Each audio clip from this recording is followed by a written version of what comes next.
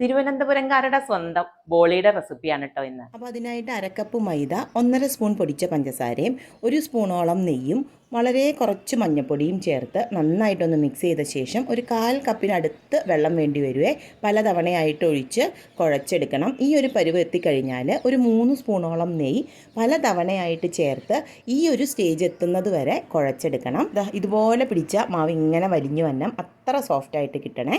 ഈ മാവിന് നല്ലെണ്ണയിൽ മുക്കി വെക്കുകയാണ് കേട്ടോ വേണ്ടത്. ഈ മാവ് നമുക്കൊന്ന് സോഫ്റ്റായി കിട്ടാൻ വേണ്ടിയിട്ടാണ്. അവസാനം നമ്മൾ ഈ നല്ലെണ്ണ ഊറ്റി മാറ്റും. ഇനി നമ്മുടെ ഫില്ലിംഗ് റെഡിയാക്കാനായിട്ട് കടലപ്പരിപ്പ് 1/2 കപ്പ് എടുത്തിട്ടുണ്ട്. നന്നായിട്ട് കഴുകി വൃത്തിയാക്കിയ ശേഷം കുക്കറിലേക്ക് ഇട്ട് കൊടുക്കാം. ഏതാണ്ട് 2 കപ്പ് വെള്ളവും ഒരു നുള്ള് ഉപ്പും വളരെ കുറച്ച് മാത്രം മഞ്ഞൾപ്പൊടി ഇട്ട് ഒരു 2 വിസിലിന് വേവിച്ചെടുക്കണം.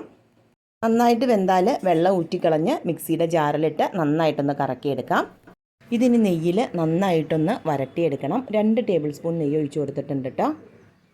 ഏതാണ്ട് ഒരു 15 മിനിറ്റ് കഴിയുമ്പോഴേക്കും നമുക്ക് ഈ ഒരു പരുവത്തിന് കിട്ടും. ഇനി ഇതിലേക്ക് പൊടിച്ച പഞ്ചസാര ചേർക്കണം. 1/2 കപ്പ് പഞ്ചസാര 4 ഏലക്ക ചേർത്ത് പൊടിച്ചെടുത്തതാണ്.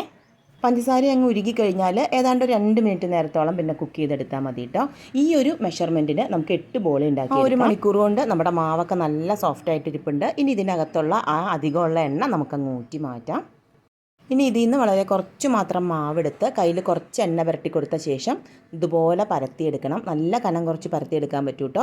ഇനി നമ്മൾ റെഡിയാക്കി വെച്ചിരിക്കുന്ന നമ്മുടെ ആ കടലപ്പരിപ്പിൻ്റെ ഫില്ലിങ് വെച്ച് കൊടുത്ത് ഇതുപോലെ റോൾ ചെയ്ത് വീണ്ടും കയ്യിൽ വെച്ച് നമുക്കൊന്ന് പ്രസ് ചെയ്തെടുക്കാം.